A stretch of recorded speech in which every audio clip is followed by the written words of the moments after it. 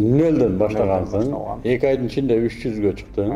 Быйын бүткөндөн кийин 6 айдын ичинде 4,5 миллион сом. Завод ачсам деген максатым бар болчу. Ух ты. Чыгарган завод. Ошоларды үйрөтө алабы? Өзүм 500 койгом. 500 миң сом. 500 миң сом. Мына жалаңыздар жана мен деп жүргөн качандан бери бизнести үйрөтүп калган. Айлыкты туштап туруп кирдиңби быйынга же быйында окуп жүрүп да айлыкка иштеп аттыңбы?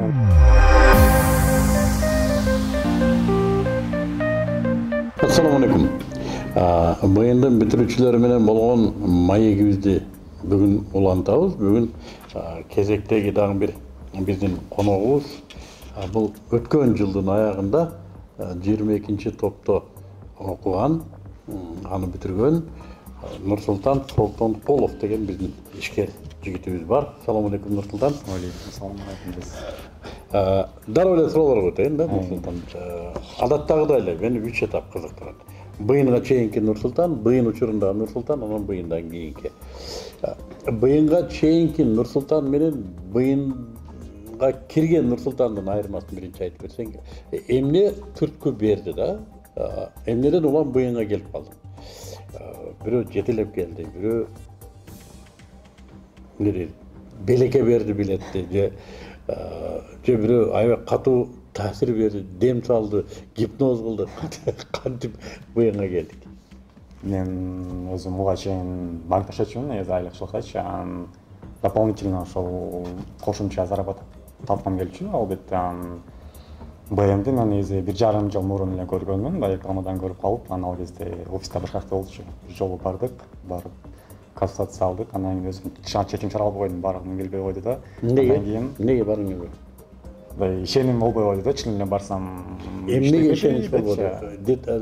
Именно эмнеге ишенич болбоду? Нөлдөн акча табышка? Менимче жок, ал жактан ошолар үйрөтө алабы? Ошондой мындай көзчө мындай текеберчилик болуп калды да, мындай. Жок, текеберчилик эмес, ишенич кыйын деп. Мага деле азыр деле мына жалаңыздар жана мен деп жүргөн качандан бери бизнести үйрөтүп калган дейт да. Бул элде ушундай. Ишенич болбоду. Партияга ишенич болбой койду да, барып анан макул деп кетип калдым. Андан кийин да көкөчөнү чалып жүрдүм, мына деп ошол ойдон калып кетти. Анан убакыт өтө берди, мага кеткен акча деле башка жака кете берди, так элечи. Анан 1,5 жыл өттү, андан кийин как раз кайра реклама көрүп калдым.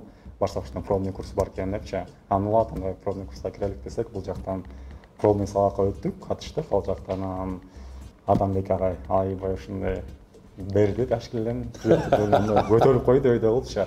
Анан дароо ошол жерден мунасы деп бронировать эттик, чөтөктөп алган кенедей акча мененчи. Андан кийин уже 3 күндөн кийин эле башталмак, 3 күндөн кийин. Айлыкты туштап туруп кирдиңби быйынга же быйында окуп жүрүп да айлыкка иштеп аттыңбы? Мен айлыкты туштагыма өзүм бир 3 айдай болуп калган да, баян келгенге чейин. 3 ай бездельник болуп жүргөнсүң. 3 ай баягы өзүм таппай, арка жактан эмне кылсам деп жүрдүм. Анан өзүм да ошол онлайн алып бишке сатып көрсөм, аракет кылсам, мындай көп жыл болбой койду, көбүнчөчү. Анан улам эле бияктын баян рекламасын көрө бердим, бара-барачы, ачылыштар болот деп, анан көрүп кызыгып, как раз ошол пробный сабак дегенде баягы бекер десе эле баарына жабылып келе беребиз го. Мен да аны көрүп алып, сүйлөп эле алып келдим да, ошол жерден баягы пробный сабактардан жакшы ачылыштарды бердим. Быйынга келгенде биринчи сабакта эмнен кандай таасир болду? Эсиңде барбы? Или быйынды кайсыл убактан баштап мындай бир тогото баштадым да келгенден бар. Адамдар адатта келгенде деле мындай башында мындай бурбуйуп отурат. Кайсыл убакта ачылыш башталды? Мен биринчи сабактан кийин ачылыш болду. Мен мисалы эртең менен 9:00 ачылган сабак, түшкө чейин мындай ачыла эле отура бердим да, эми айтып атат да, угуп атам да депчи. Түштөн кийин анан ошо баягы исти сабитти болуп, ошондон кийин кадимкидей өзүм жүрөк ачылды, кой биз кыймылдайлык, иштейлик деп.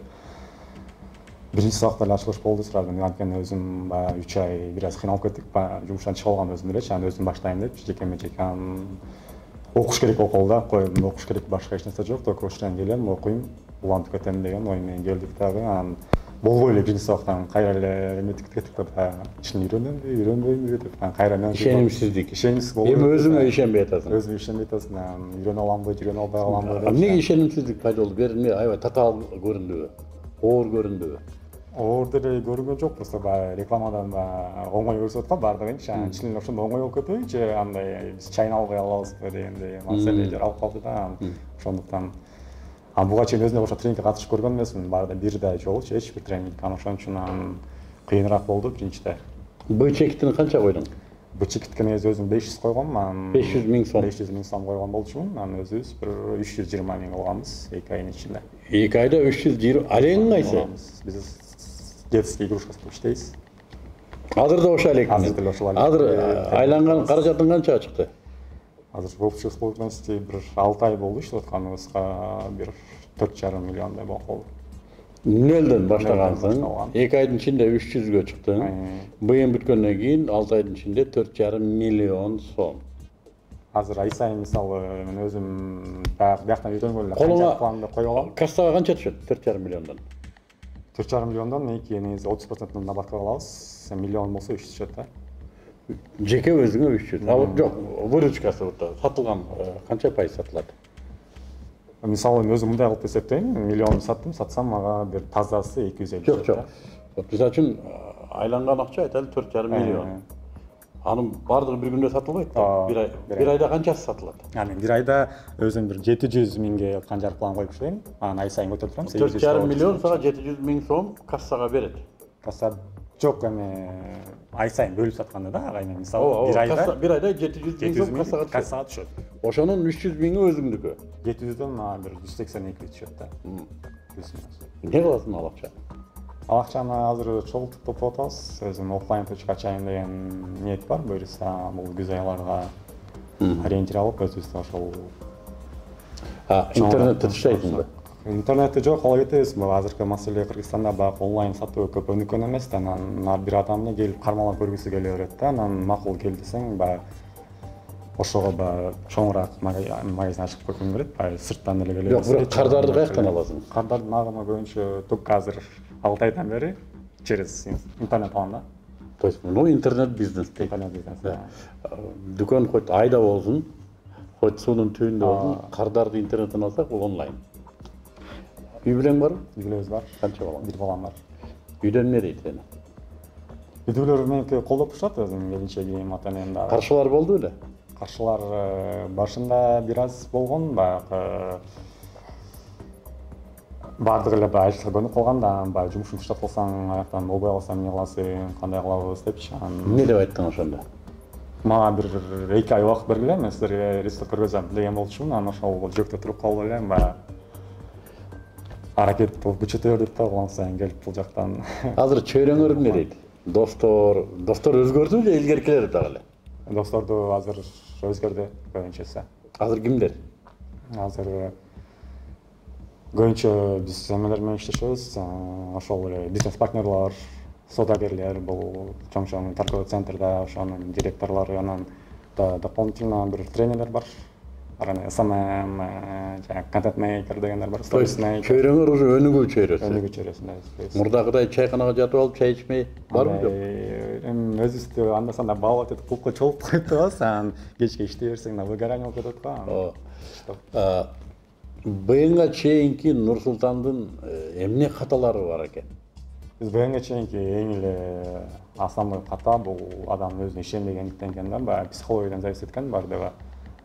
Сомнение боло беребиз, анан адам чечим чыгара албайт экен да, биз ушундай шагты кыла албайт экенбиз да. Ошондо болсо биз быйындан келдик, коркпой эле, өзүңө уверенный болуп эле, баягы катамды таштай берсең, Аллах Таала сөзсүз берет экен да. Биз болсо башында кичине аракет кылып туруп эле, анан болбойт экен деп сала беребиз го. Ошону болсо да аракетти кыла берсең, ошо өсүп аракетке жараша болот. Быйындан чөн просто катарда адам катары эмнени алдың? Ишкер катары Одан бир ишкерликти алдың, формулалар, инструменттер алдың.